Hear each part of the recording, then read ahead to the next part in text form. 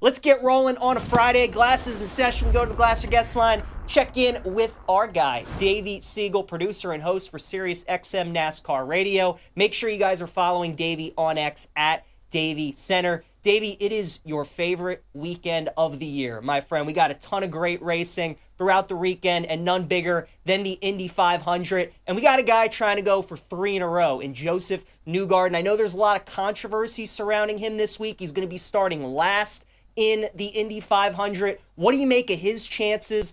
He's 12-1 to win this week, but maybe betting him top 3, top 5 could be a better option. How would you bet Newgarden at all this week? I think there's a lot of value with Josef, and that's because of the drama and the controversy that has been playing out this week. To make a long story short, essentially, the 3 Team Penske cars of Will Power, Scott McLaughlin, and Josef Newgarden, they were found to have an illegal attenuator on the back of their car. They deem, and it's been, basically said, that it's not a performance advantage. It's a safety thing, and it's essentially a cosmetic thing. Now, the fact of the matter is, they modified a part that's single source supplied. You can't do that. They also happened to do the same thing to their cars last year, which Josef Newgarden obviously won. So I think the value there comes in 12-1 because he's not starting in the top 12 or in the top 6, where he probably would have started if this violation were not to have been found. So track position is important in any form of motorsports, Indy 500 included. But I think that value for a 2-time and defending winner of this race is only because he is starting on the last row. But mark my words, you will see Josef Newgarden and that Team Penske machine up front by day's end, no question. Yeah, makes a lot of sense. 12-1, good value there on Newgarden. The favorite in the race, Davey, is Pato O'Ward. He finished second in the Indy 500 last year. He's the guy to beat, according to odds makers this year. Do you think that Pato is the rightful favorite? Probably. And I think, again, because the Penske cars don't have track position to start, so I feel like the books are kind of hedging there. If the Penske cars had the track position, I think you would see them at the top of the board for sure. But given Pato's success on ovals, given Pato's success at this track specifically, and how he's come so close so many times before and where he's starting, I think he's a rightful favorite. And he's a fan favorite too. He's a Mexican driver. I don't know if he has an official nickname, but I feel like the Mexican Missile might be a good one because that man is fast as all get out. He's had some tryouts for FP1 and Formula One with McLaren F1 team. He's obviously with Era McLaren right now in the NTT IndyCar series. I think it would be a really, really popular win for the Mexican driver if he were to get it done on Sunday and chug some milk. So as the favorite, I think that's a totally, totally legitimate line for Vegas. Kyle Larson, once again, Davey, is doing the double. He's going to be racing the Indy 500, and then he's going to go to Charlotte, where he's the favorite in that race in NASCAR. We're going to get your thoughts on that Charlotte race coming up here in a bit. But just your thoughts on Larson doing the double again. I know it's a major story. Do you think he could be in contention at the Indy 500? We know he's going to be in Charlotte, but do you think he can be in Indianapolis? I think it's possible. Now, last year when the double was planned, but obviously wasn't executed because of Mother Nature, which was crazy because the same rainstorm that delayed the start of the Indy 500 meant that it was a red flag in Charlotte, and he was not able to get in the car to finish that race. That was crazy. So we're knocking on all the wood we can find and hope that the weather cooperates this year. He's starting 21st for the greatest spectacle in racing on Sunday in Speedway. So I don't think that there's as much hype, as much hubbub, as much expected out of Kyle Larson for Indy this year as there was last year because he qualified so well. He was showing so much speed.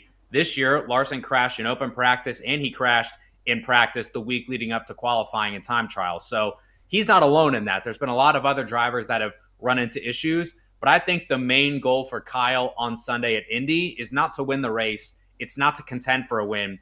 It's to finish all the laps. Now, if you ask him, I'm sure he's going to say, yes, of course I want to win. Yes, of course I want to contend.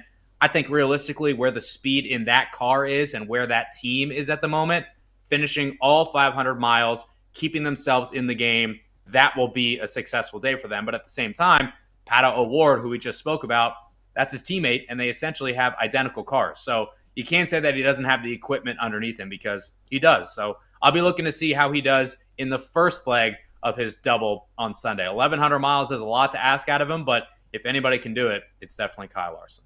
Yeah, that's crazy. That's going to be fun to watch. We're talking with Davey Segal here on Send It In, producer and host for SiriusXM NASCAR Radio. Make sure you guys are following Davey on X at Davey Center. Davey, got to ask you about Elio Castroneves, who has won this race 4 times, trying to become the first driver ever to win the Indy 500 5 times. He's 40-1, so it's a long shot that he can get into the winner's circle, but do you think there's a chance that he can do it again?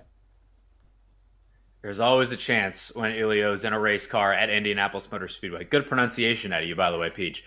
Yes, I think that there's a chance there. Now, he's obviously a long shot for a reason. It's not likely that he's going to win, but I'm sure it wasn't likely when Alexander Rossi won as a rookie. I'm sure that when Elio won his 4th Indy 500, the odds on that weren't astronomically high either. So if you want to maybe take a flyer and maybe just sprinkle a little bit of coin on a long shot, the fact that a 4-time winner of this race can be considered a 40-1 long shot is kind of wild to me. Now, again, I think it would still be a surprise if he were to win. Would not be a shock, though, because he's done it 4 times already. So he could put himself in the history books with a 5th Indianapolis 500. I don't know if it's likely, but I'm just saying with those odds and that value, you might want to consider it.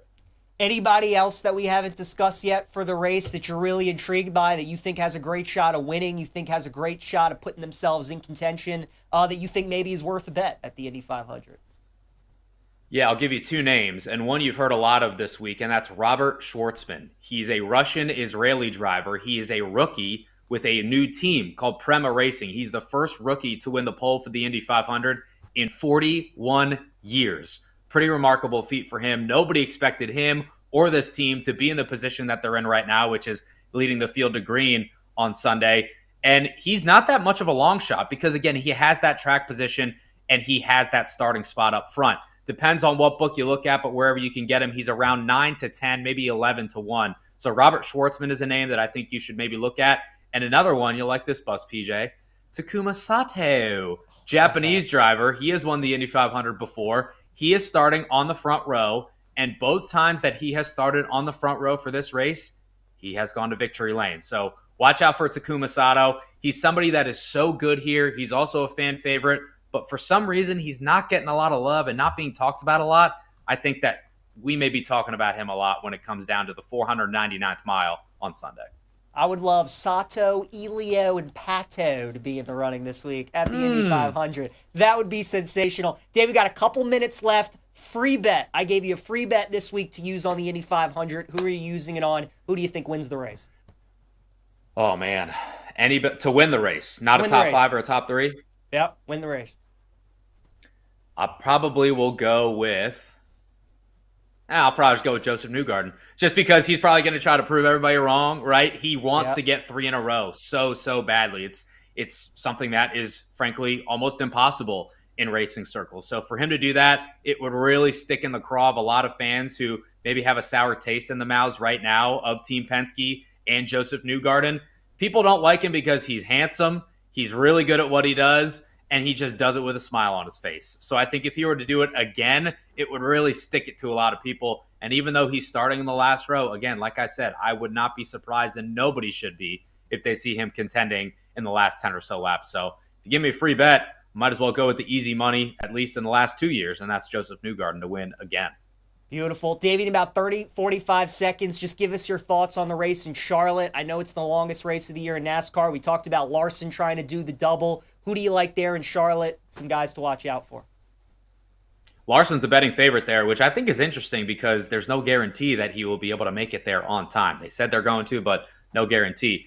It's the longest race for a reason. The veterans that are good at saving their stuff, saving their tires, and can do it mentally better than anybody else, those are the ones to watch. I'm talking Denny Hamlin. I'm talking Kyle Larson. You can even throw maybe a Chase Elliott into the mix as well. So go for the veterans on Sunday in Charlotte because I think they will have the upper hand over the rookies and the younger drivers. Yeah, Larson, your favorite, as you said, Davey. Denny Hamlin right behind him at plus 700. He's Davey Segal, producer and host for SiriusXM NASCAR Radio. Give him a follow on X at Davey Center. Anytime there's a big race, Davey's joining us here on Send It In. Davey, enjoy your favorite weekend of the year, my friend. We'll talk again soon.